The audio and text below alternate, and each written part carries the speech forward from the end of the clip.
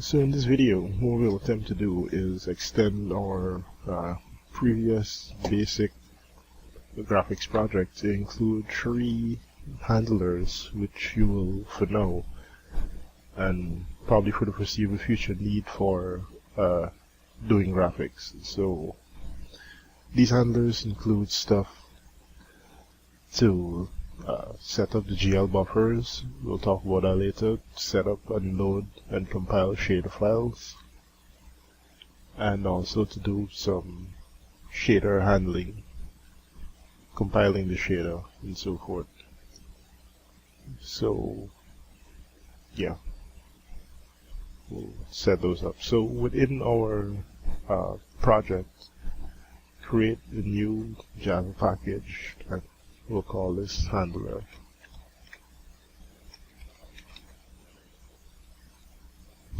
And in this handler package is where we'll define our 3 classes.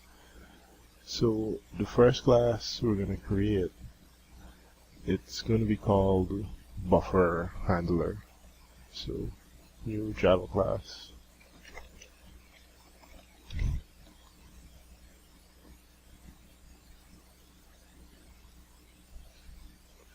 Now, the purpose of this buffer handler class is just going to have, for now, one static method that is going to take your object's positional and color data, along with some other stuff, and instance of the current GL object to set up your object that you want to draw in OpenGL's buffer memory.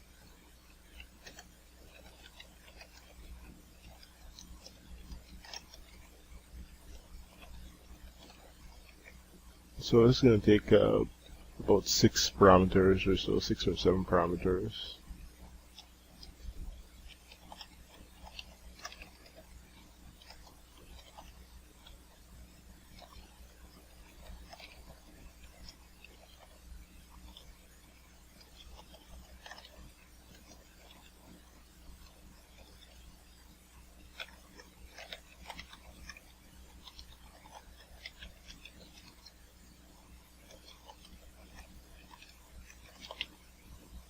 Finally, GL for GL.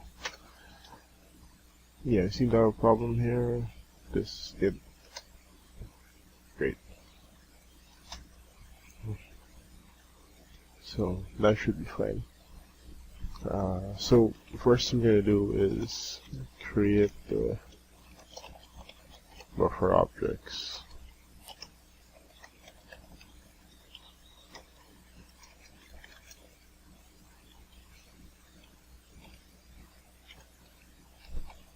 So we're going to tell OpenGL how many buffers we want to create. So it's 2, and we specify the array in which we want to store the reference to those 2 buffers, and this final parameter there is the offset for the buffer, so it starts at position 0. So we're going to create 2 buffers, and it's going to store the reference to those 2 buffers inside of the VBO handles array. So here what we're going to do is assign the handles to descriptive variables. Right, so one handle is for the position buffer, the other one is for color buffer.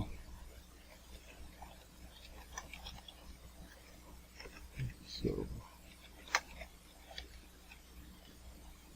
you have 0.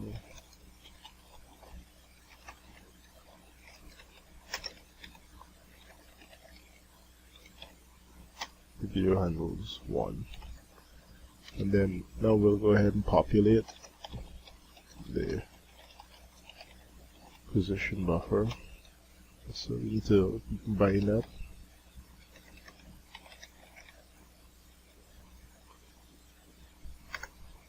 And so that's going to take GL4 underscore array buffer, and this is going to be the position buffer handle.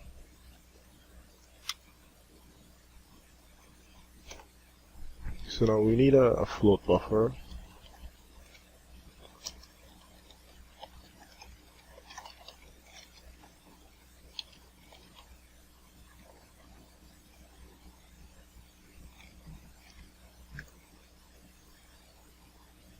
And pass position additive. I need to go ahead and add an import for that. And now we started to calculate how many bytes this buffer will be.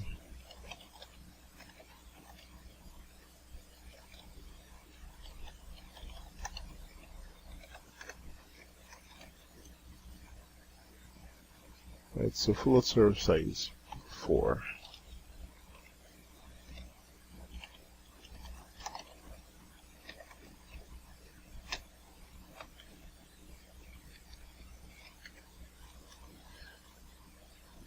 Now bytes position of the data, and the last parameter here tells OpenGL how best to treat this data we're binding into this buffer. Since we're just drawing, well, for now you just be drawing simple primitives. That'll be GL4.gl static draw. And now we need to do pretty much the same thing to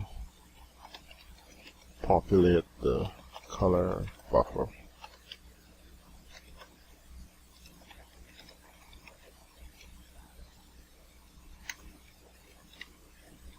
So GL4 GL array buffer and color buffer handle.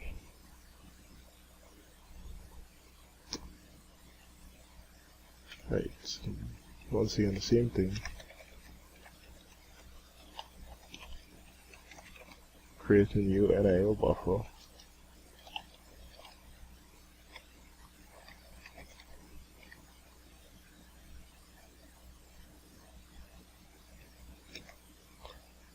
New direct float buffer with the color data. Oh, sorry, this is supposed to be an equal. With the color data, and once again calculate the num bytes.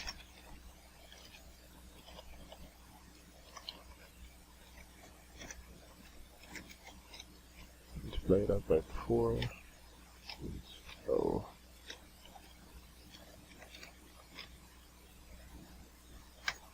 And we'll say GL4.gl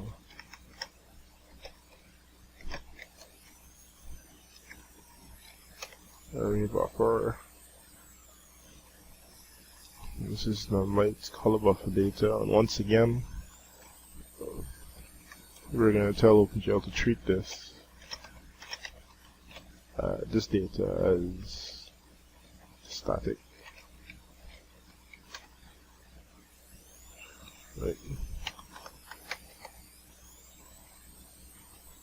Now we're gonna create and set up the vertex array object.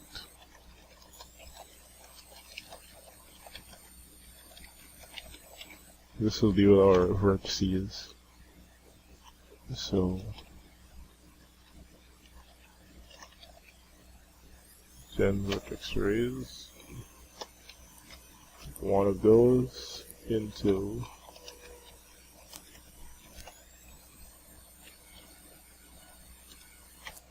then gl.gl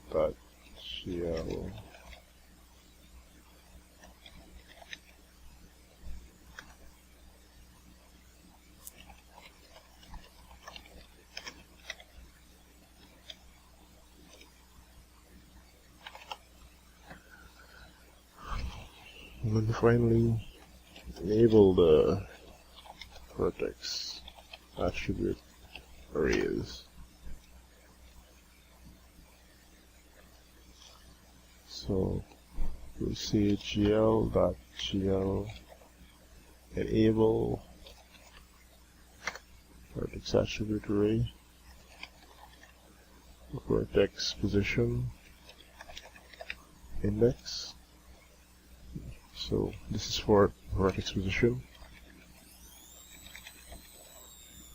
And I probably spelled this wrong. Oh, so at the top of the class, sorry, the top of the method here, this is a lowercase v.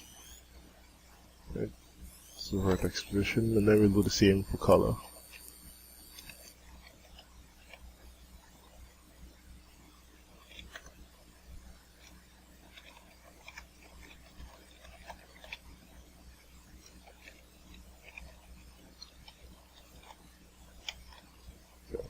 That is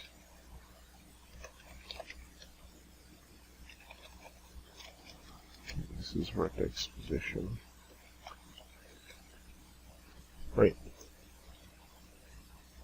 And the last thing we're going to need to do is we'll need to map index 0 to the position buffer. And the way we do that is by more OpenGL calls. GL bind buffer 4 GL underscore array buffer to that position buffer handle. Then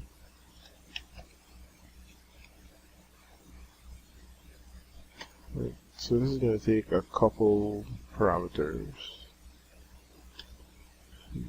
Here we'll see the vertex position,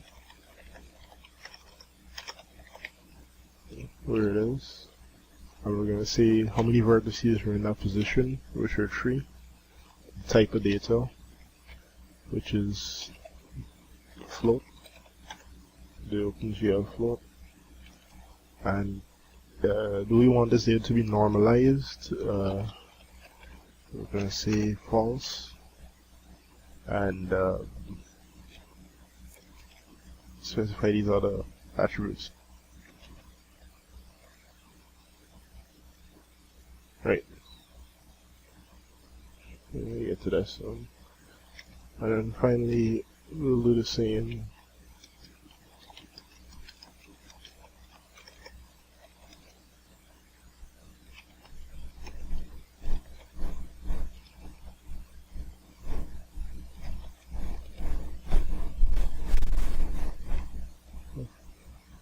Map GL to GL bind buffer. So GL4 dot GL underscore array buffer. And this time we'll do this for the color buffer handle. And we'll do the same thing.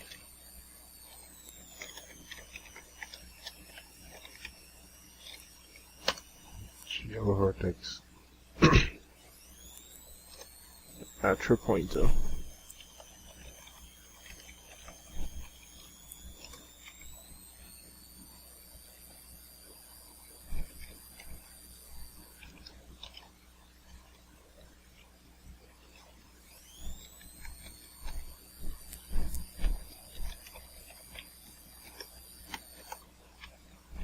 Zero, zero. So we don't want this normalized.